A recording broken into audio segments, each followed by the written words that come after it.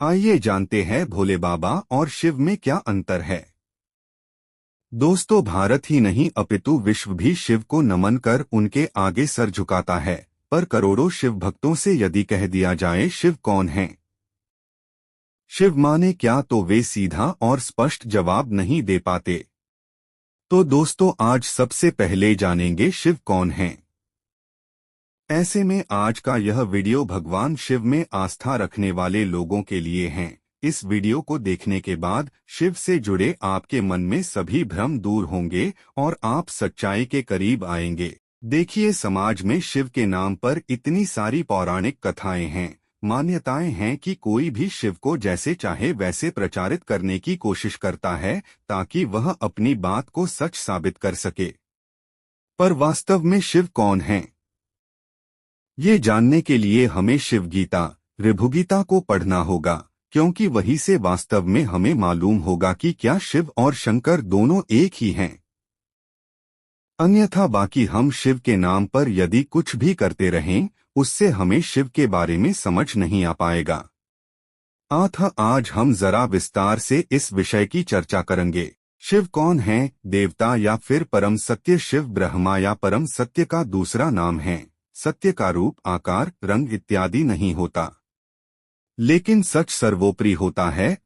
शिव ही सत्य हैं, जिनकी न कोई प्रतिमा और रूप हो सकता है, न ही उनका घर, लिंग या संतान इत्यादि हो सकती हैं। सत्य एक होता है, शिव की पूजा भी संभव नहीं हो सकती। जब सत्य एक है तो फिर पूजा करने वाला भी कोई एक चाहिए न। सत्य दो नहीं होते, इसलिए शिव की न मन में कोई छवि बनाई जा सकती है, न ही उन्हें पूजा जा सकता है। हमारे धर्म में कई ऐसे ऊंचे ग्रंथ हैं जो शिवत्व का असली अर्थ हमारे सामने लाते हैं, फिर चाहे ऋभुगीता हो, शिव गीता हो, पर हम इन्हें पढ़ने का कभी साहस नहीं करते और अंधाधुंध होकर शिव के नाम पर गाने वो हल्ला करते हैं। हम किसी की भक्ति कर पाएं, उनके सामने सर झुका पाएं, इससे पहले उनके बारे में जानना तो बनता है न। लेकिन नहीं, हम परंपरा के चलते शिव को जानते नहीं, बस मानने लगते हैं। शंकर कौन है? दोस्तों, भगवान शंकर रूप की सच्चाई। शंकर निराकार शिव के ही एक सगुण रूप हैं। शिव तो निर्गुण है, जब उनका ही कोई रूप नहीं है तो परिवार, लिंग, घर इत्यादि कैसे हो सकता है?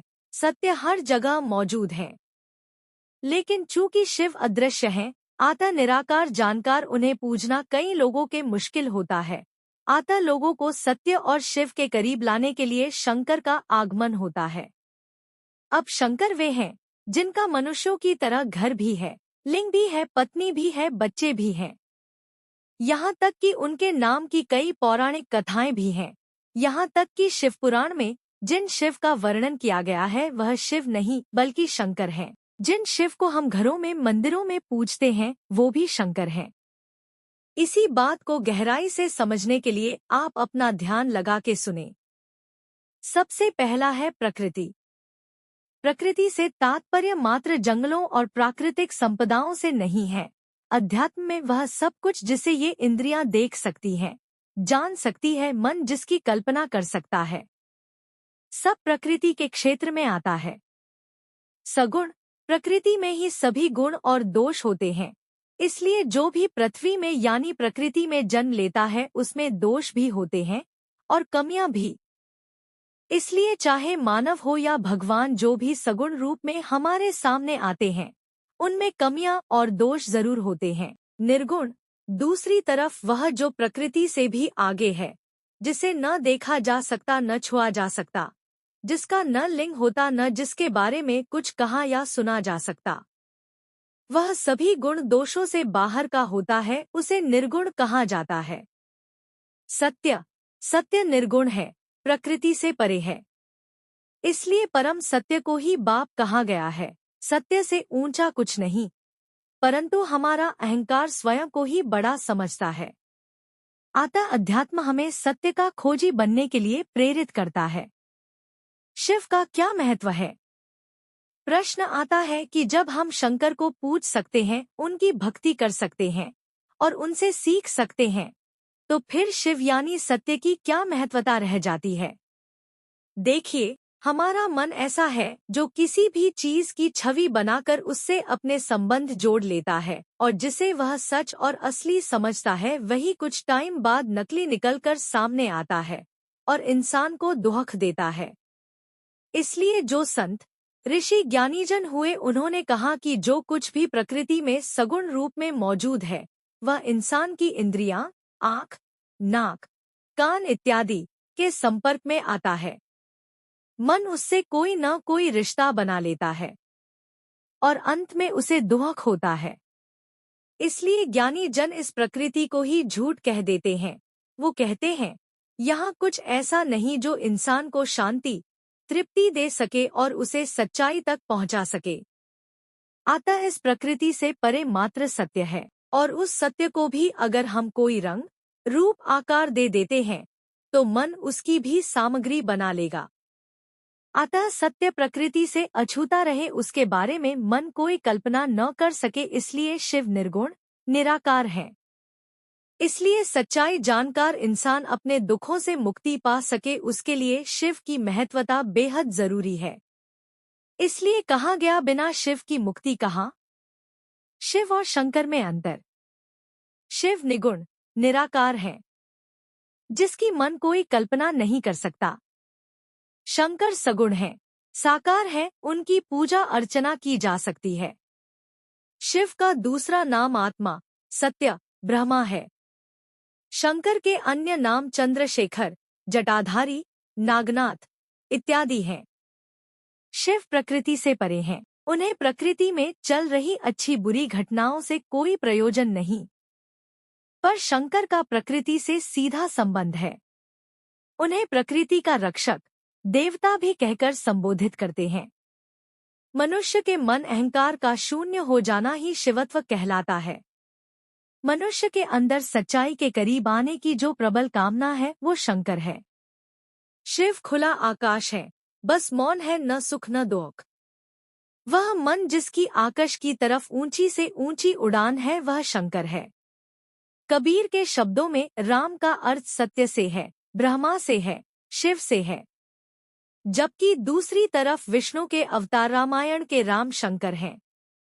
शिव को पूजने के लिए मन को मिटना पड़ता है। अहंकार के गायब होने पर मात्र आत्मा बचती है।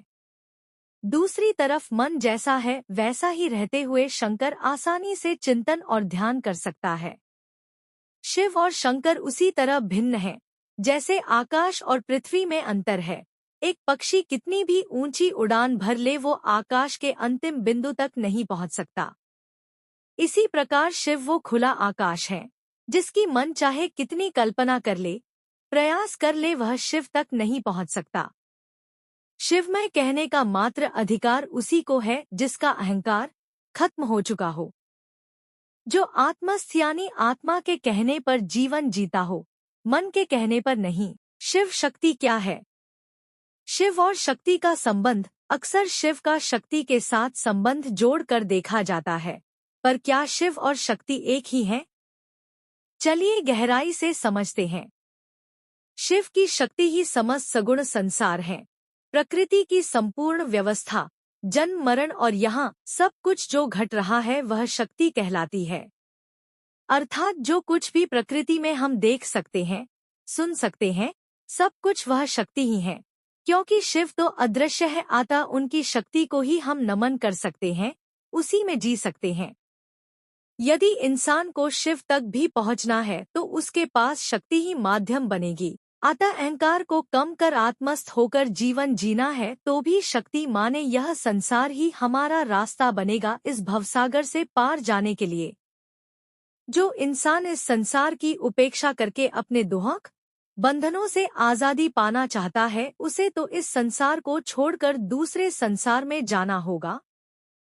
पर क्या यह संभव है? नहीं ना।